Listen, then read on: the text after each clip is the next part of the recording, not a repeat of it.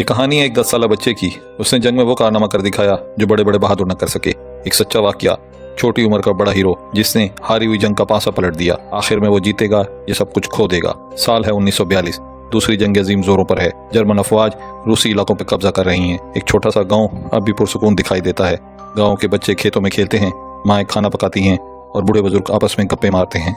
इसी गांव में एक 10 साल बच्चा सरगई अलशकॉफ भी रहता है। वो मासूम और शरारती है। इसकी आंखों में वही मासूमियत है जो किसी भी छोटे से गांव के बच्चों में होती है। इसे खेलना बहुत पसंद है, कभी मिट्टी में और कभी लकड़ी की तलवारों के साथ। वो अक्सर कहता, जब मैं बड़ा होऊंगा तो अपने मुल्क के लिए लड़ूंगा। लेकिन उसे अभी ये अंदाजा नहीं कि जंग इसकी जिंदगी को इतनी जल्दी बदल देगी। एक दिन गांव में ये खबर पहुंची कि जर्मन फौजी करीबी इलाकों में आ गए हैं। गांव के मर्द सिपाहियों के साथ मुहाज पर हैं। औरतें और बच्चे घरों में छुपे हुए हैं। लेकिन इसे अभी ये अंदाजा नहीं कि जंग इसकी जिंदगी को इतनी जल्दी बदल देगी। एक दिन गांव में ये खबर पहुंचती है कि जर्मन फौजी करीबी इलाकों में आ गए हैं। गांव के मर्द सिपाहियों के साथ मुहाज पर हैं। औरतें और बच्चे घरों में छुपे हुए हैं। हमला अचानक होता है। गोलियां चलने लगती हैं। घरों में आग लग जाती है। लोग चीखते हैं। माएँ अपने बच्चों को गोद में उठाकर भागती हैं। गांव लम्हों में जंग का मैदान बन जाता है। सरगई अपनी माँ के साथ भागता है, लेकिन दुश्मन बेरहम है।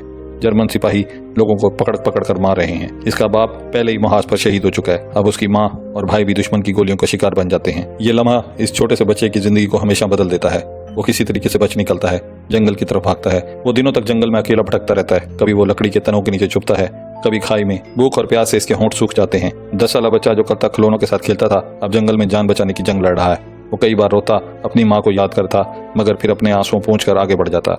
चंद दिन बाद जब वो भूख से निढाल होकर जमीन पर बैठा था, अचानक उसे फौजी बूटों की आवाज सुनाई देती है। वो डर जाता है कि शायद ये जर्मन है, लेकिन करीब आने वाले सिपाही रूसी होते हैं। सिपाही इस बच्चे को देख के हैरान रह जाते हैं। वो एक दूसरे से कहते हैं, ये बच्चा यहाँ अकेला क्या कर रहा है। एक सिपाही उसे उठाता है और कहता है, बेटा घबराओ मत, हम तुम्हारे अपने हैं। सरगई पहले तो बहुत डरता है, लेकिन फिर उसे ऐसे लगता है जैसे कई दिनों बाद इसे कोई सहारा मिला है। फौजी उसे अपनी यूनिट में ले जाते हैं। वहाँ एक नर्स, जिसका नाम नताशा है, इसका ख्याल रखती है। वो उसे खाना खिलाती है, जख्म साफ करती है और कहती है, अब तुम अकेले नहीं हो, हम तुम्हारा खानदान है। वो पहली बार मुस्कुराता है। इसके दिल को सुकून मिलता है। सरगई जल्दी फौजी कैंप में सबका लाडला बन जाता है। सिपाही इसके साथ खेलते हैं, उसे छोटा भाई समझते हैं। कोई उसे अपनी टोपी देता है, कोई जूते तो कोई रोटी का टुकड़ा। तोपों की घन गरज, गोलियों की आवाज, जख्मी सिपाहियों की कराहें, ये सब उसकी जिंदगी का हिस्सा बन गए हैं।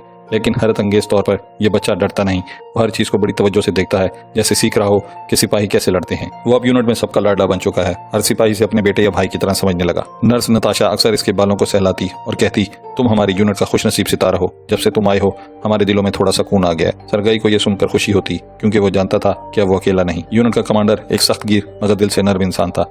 इसने सरगई को पहली बार देखा तो कहा, यह बच्चा हमारी जिम्मेदारी है, जैसे भी हो हम इसे बचाएंगे। रफ्ता रफ्ता कमांडर ने उसको छोटी छोटी जिम्मेदारियां देनी शुरू की। कभी पानी पिलाने को कहता, कभी खत लाने को, तो कभी जख्मी सिपाहियों को मरहम देने को। ये छोटे छोटे काम उसके लिए बहुत बड़े थे। वो फख्र से कहता, मैं भी अब सिपाही हूँ। एक दिन दुश्मन के जासूस करीब के जंगल में छुपे हुए थे। सरगई ने इन्हें हरकत करते दिखा। इसने फौरन भागकर सिपाहियों को बताया। सिपाहियों ने घात लगाकर इन जासूसों को पकड़ लिया। कमांडर ने सबके सामने कहा, अगर ये बच्चा ना होता तो आज दुश्मन हमें नुकसान पहुंचा देता। यह हमारा हीरो है। उस दिन के बाद हर कोई इसे सोल्जर बॉय कहने लगा। वह फौजियों के साथ खाना खाता, हंसता और कभी कभी मुहाज पर इनके साथ खड़ा भी रहता। इसकी मासूमियत सबको भाती थी। एक दिन जोर के धमाकों की आवाज आई। सब सिपाही दुबक गए, मगर सरगई मासूमियत से बोला, मैं डरता नहीं हूँ, जर्मन हमें कुछ नहीं कर सकते। सिपाही हंस पड़े, लेकिन इनकी आंखों में नमी थी कि एक 10 साल बच्चा जो अपनी माँ को खो चुका है, वो फिर भी हौसला दे रहा है। एक बार दुश्मन के हमले के दौरान ट्रांसमिशन लाइन टूट गई। यूनिट का राब्ता बाकी फौज से खत्म हो गया। ये सूरत हाल खतरनाक थी, क्योंकि बगैर राब्ता के फौज बिखर सकती थी। सिपाही सोच रहे थे कि क्या किया जाए कि अचानक सरगई ने कहा, मैं जाऊंगा, मैं तार को जोड़ूंगा। सब हैरान रह गए। कमांडर ने पहले तो मना किया, लेकिन बच्चा जिद कर बैठा। आखिरकार एक सिपाही के साथ उसे भेजा गया। गोलियां चल रही थीं, दुश्मन करीब था, मगर वो घुटनों के बल रिंगता हुआ तार तक पहुंचा और उसे जोड़ने में मदद की। राब्ता बहाल हुआ और यूनिट बच गई। वापसी पर सिपाहियों ने इसे अपने कंधों पर उठा लिया। कमांडर ने कहा, यह बच्चा छोटा जरूर है, लेकिन इसका दिल हम सबसे बड़ा है। अब यूनिट के सिपाही उसे हमारा बेटा कहते थे। वो उसे बचाने के लिए जान देने को तैयार थे। सरगई भी उन्हें अपना खानदान मान चुका था। रात को सोने से पहले वो अक्सर कहता था, अब्बा अम्मी तो नहीं है, लेकिन आप सब मेरे अपने हैं। सिपाहियों की आंखों से आंसू बह निकलते, लेकिन वो फौरन छुपा लेते। एक दिन सिपाहियों के पास खाने को कुछ ना था। कई दिनों से भूख इन्हें निढाल कर रही थी। सरगई ने हालत देखी तो गांव के मलबे में गया और कुछ खुश्क आलू और रोटी के टुकड़े ढूंढ लाया। वो सबके साथ बैठा और कहा, ये थोड़ा सा है, लेकिन हम सब मिलकर खाएंगे। अपनी भूख भुलाकर सबको खाना खिला रहा है। एक रात जर्मन फौज ने अचानक हमला कर दिया। गोलियां चल रही थी, तोपों की आवाज जमीन हिला रही थी। सरगई एक खंदक में छुपा बैठा था। उसने देखा कि एक जख्मी सिपाही जमीन पर तड़प रहा है। इसने बगैर सोचे समझे दौड़ लगाई, दुश्मन की गोलियों के बीच से गुजरा, इस सिपाही का हाथ पकड़ा, इसे खंदक तक खींच लाया। कमांडर ने गुस्से से कहा, तुम पागल हो, अपनी जान खतरे में क्यों डाली? उसने मासूमियत से जवाब दिया, वो अकेला था, जैसे मैं जंगल में अकेला था। मैं उसे छोड़ नहीं सकता था। सिपाही खामोश हो गए। वो सब जानते थे ये बच्चा इनसे ज्यादा इंसानियत समझता है। अब यूनिट में हर कोई जानता था कि सरगई सिर्फ एक बच्चा नहीं बल्कि एक जिंदा मिसाल है। वो इनके लिए उम्मीद की किरण था। जब वो थकते तो उसका हौसला उन्हें नहीं जान देता। जंग अपने अरूज पे थी। जर्मन फौज हर कीमत पर रूसी फौज को पीछे धकेलना चाहती थी, लेकिन रूसी सिपाही डटे हुए थे। एक रात सख्त लड़ाई हुई। हर तरफ तोपों की घनगरज, टैंकों और गोलियों की आवाजें थी। यूनिट को हुक्म मिला कि हर हालत में अपनी पोजीशन बचानी है। सिपाही थके हुए थे, कई जख्मी हो चुके थे, लेकिन सरगई अपने खेमे से निकला और बोला, डरे नहीं, हम जीतेंगे। इसकी नन्ही से आवाज में ऐसा हौसला था कि थके हुए सिपाही भी उठ खड़े हुए। सबने एक दूसरे को देखा और कहा, ये बच्चा अगर डर नहीं रहा तो हम क्यों डरें। इसी लड़ाई में दुश्मन ने अचानक हमला किया। सिपाही दबाव में आ गए। एक लम्हा ऐसा आया कि यूनिट का परचम गिरने वाला था। परचम गिरने का मतलब था हार और शिकस्त। सरगई आगे बढ़ा, परचम को उठाया और बुलंद आवाज में बोला, ये हमारा परचम है, ये कभी नहीं गिरेगा। सिपाहियों ने जोरदार नारा लगाया और दोबारा हमला करके दुश्मन को पीछे धकेल दिया।